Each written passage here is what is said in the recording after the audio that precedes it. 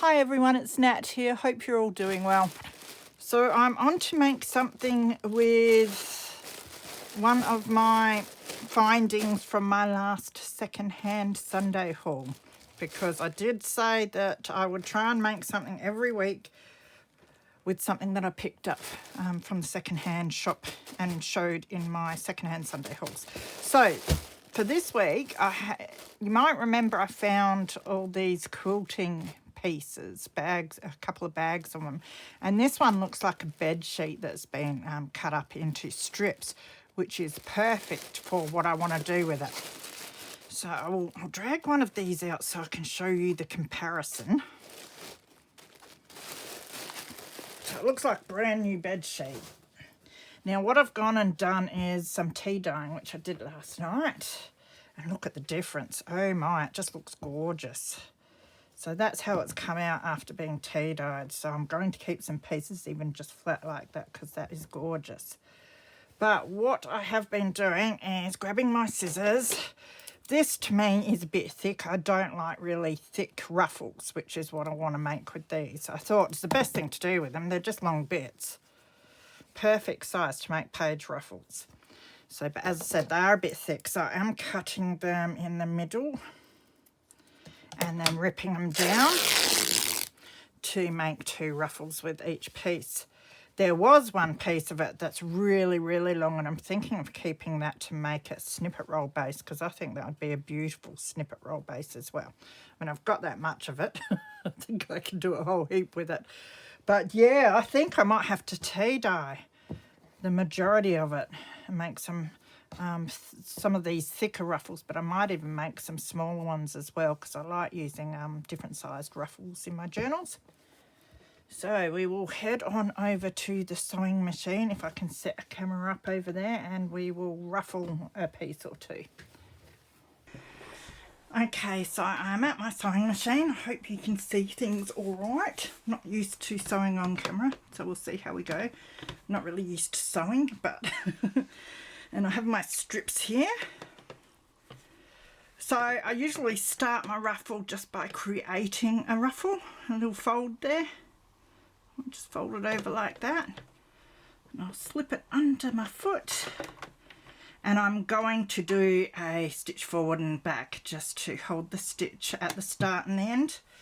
I usually just keep going continuously, because usually I cut them to the lengths that I want anyway, and once you've stuck them down, the glue holds the stitches. But for this purpose, I will start it by going forward and back a little. And now I am doing a zigzag. I do like my ruffles with a zigzag stitch, and I've got a light sort of dusky pink colour. I thought that would go nicely with this. Now I get it until my foot is holding that ruffle that I've just made, and I use a skewer for this, and I just poke the fabric up to create another ruffle and then hold it. And I just repeat that. Now my ruffles tend to go wonky anyway, but that doesn't bother me. I don't necessarily want perfectly straight fancy ruffles. So of course you can make ruffles as big or little as you want. I did try using a ruffle foot that I just bought off of Marketplace. I think it nearly killed my machine. That was fun to try and set up. I'll show you the results of that when I show you our ruffles finished. I need a bit more practice with the ruffle foot and to change all the settings and that to see all the different sized ruffles it does and that, because I'm a bit confused. Turned out alright though, my first attempt. So I'm not very quick at this. Also, the side that I ripped has sort of folded under, so I'm trying to pull that out as I go a bit. You do get quicker at it the more you do. So by the time I've sewed all of the ones that I've got of these, I shall be an expert.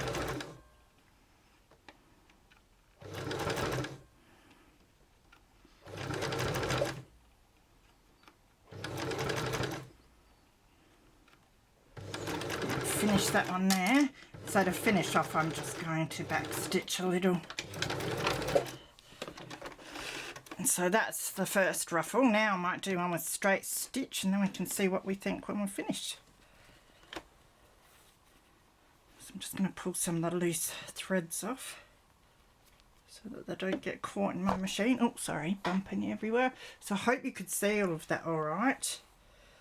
I wasn't really watching myself on the camera because I don't want to sew my finger, which would be just my luck. Make sure I've got this the right way around, and we'll start with a ruffle. Now I'm just going to change it to straight stitch.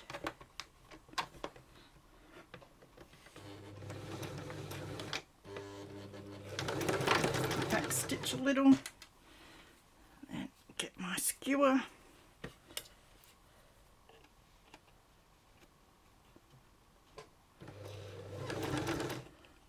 This one's crooked, but that's all right.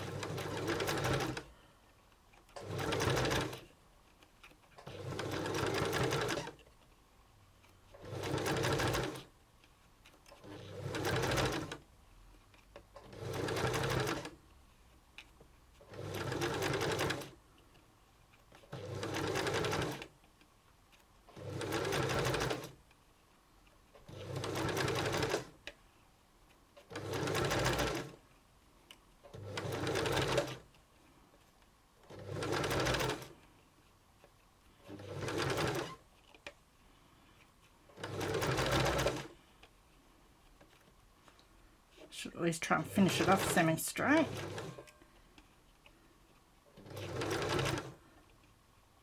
Sometimes I purposely do really wonky ruffles, and especially with my smaller ones, and they look really cool as embellishments on envelopes and journaling cards. I might finish that one there.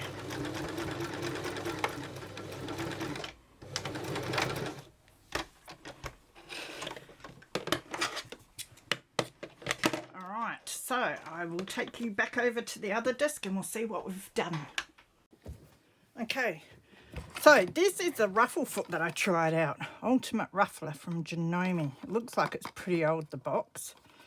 But I have a Janome, so I thought, well, if it's going to work, it should work on my machine. It says it can be used with any sewing machine. So, and then you pull it out and it's this. I looked at that and it's like, oh my goodness me, what a contraption. What the heck do I put where? Yeah, I managed to follow, the instructions weren't good at all, and I managed to follow them to get it on and get it adjusted somewhat. But I did have to look up online as to how to feed my fabric because it wasn't grabbing my fabric. But I did finally get it working. Don't know if it was good for my sewing machine or not, but you do have adjustments for the depth and width, the depth of your ruffles and how many stitches in between and that. So that's what I need to spend. It took me about an hour just to get it on and figure it out, so I didn't really have time to check it all out, all the different settings. So this is the ruffling that did. So it's quite nice. You can do real fine ruffles in that as well. So I kind of liked that, but I thought I'd go back to doing it by hand until I get the hang of it more. So that's that ruffle. I'll just cut some of these threads off. It's got threads coming out everywhere.